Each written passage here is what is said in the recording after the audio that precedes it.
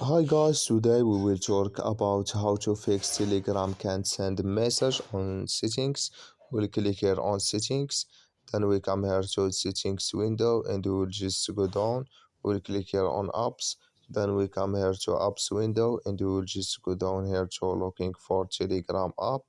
We'll just go down here to find Telegram app in this window and we will click here on Telegram.